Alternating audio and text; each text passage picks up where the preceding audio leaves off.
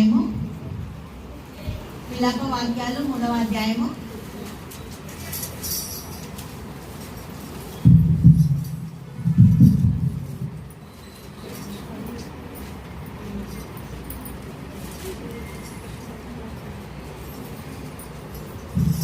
హల్లెలూయా. 48వ వచనం. విలాప వాక్యాలు 3వ అధ్యాయము 48వ వచనం. నా జనులకు కలిగిన నాశనమును నేను చూడగా నా కన్నీరు ఏరులై పారుచున్నది. యెహోవా దృష్టి ఉంచి ఆకాశం నుండి చూచు వరకు నా కన్నీరు ఎడతెగక కారుచుండును. నా పట్టణపు కుమార్తెలందరినీ చూచుచు నేను దుఃఖాకాంతుడనైతిని. దేవునికి మహిమ కలుగుగాక. ఈ ఎంత మందికి ఈ వేదన, ఈ బాధ అనేది ఉంటది కదా. దేవుడికి మహిమ కలుగుగాక. దేవుడు ఎంత చక్కగా ఇర్మియాతో రాపిస్తున్న మనకు, నా జనులకు కలిగిన నాశనం నేను చూడగా. ఎవరన్నా మనం పక్కన గురించి ఏడ్చడం ఎప్పుడన్నా కదా, అది ఎవరికి ఉంటుంది? ఆయన బిడ్డలకి ఒక్కరికే అధికారం. అది పక్కన గురించి ఏడవడం అనేది సామాన్యంగా ఎవరు ఏడవరు కదా. ఎవరు ఏడుస్తారు? ప్రార్థన పరులు ఏడుస్తారు. ఇర్మియా ప్రార్థన చేస్తున్న కన్నీరు ఏరులే కారుతుందంట. ఎందుకు? అక్కడ జరుగుతున్న నష్టాన్ని చూసి, అక్కడ జరుగుతున్న బాధలను చూసి, అక్కడ జరుగుతున్న ఇబ్బందులను చూసి యెహోవా దృష్టించే వరకు, ప్రార్థనకి జవాబు వచ్చే వరకు ఏం చేయాలి మనము? హల్లెలూయా. దేవునికి మహిమ కలుగుగాక. కన్నీటి ప్రార్థన చేయాలి.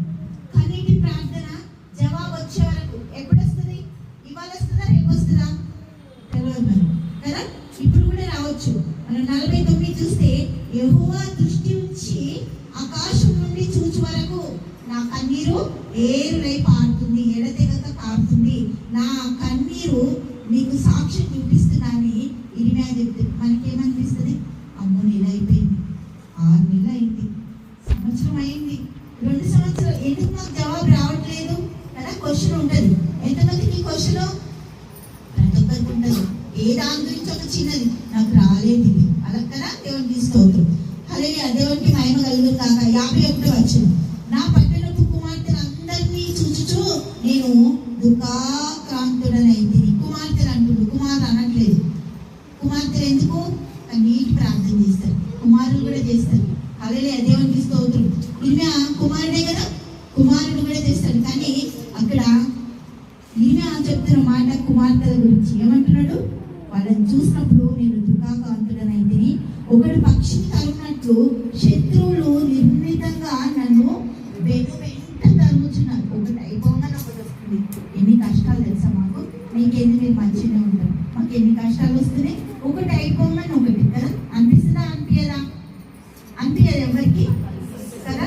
దేవునికి స్తోత్రం. కానీ చెప్పం ప్రైజ్లా చాలా బాగున్నాం కదా అంటాం, చాలా బాగున్నాం అంటాం. దేవునికి మహిమ కలుగుగాక. 53 చూద్దాం ఒకసారి. వారు చెరసాలలో నా ప్రాణం తీసివేసి నా పైన రాయి ఉంచిరి. నీళ్ళు నా తల మీదుగా పారిను, నాశనం అయితేనని నేను అనుకుంటుంది. అయిపోయింది ఇక నా పని ఏం లేదు, ఇంకా నాకు అస్సలు ఎక్కడి నుంచి సహాయం రాదు, అసలు అందరు నన్ను ఏం చేస్తుండ్రు, ఎవ్వరు కూడా హెల్ప్ చేసే చెయ్యి నాకు ఒకటి కూడా లేదని ఇర్మియా అనుకుందంట. నాశనం అయితేనని నేను అనుకుంటేని యెహోవా అగాధమైన బందీ గృహములో నుండి, దేవునికి మహిమ కలుగుగాక, నేను నీ నామమును బట్టి మొదలెడగా నీవు నా ఏంటంటే చదవండి ఒకసారి. నీవు నా విన్నాడా? విన్నాడు. దేవుడికి స్తోత్రం. హల్లెలూయా. నీవు నా శబ్దం ఆలకించితివి. సహాయం కొరకు నేను మొరపెట్టగా చెవిని మూసుకొనకుము. నేను నీకు మొదలాడిన దినమున నీవు నా యుద్ధకు వచ్చితివి. దేవుడికి మహిమ కలుగుగాక. ఏంటంట? అడిగిందల్లా చేసే దేవుడిని కలిగి ఉన్నాం మనం. ఏమంటుండు? వచ్చితివి, రాలేవంటలేడు, వచ్చితివి. నేను వచ్చిన నీ దగ్గరికి. ప్రభువా, నీవు నా ప్రాణ విషయమై వాగ్జేయము వాదించితివి. నా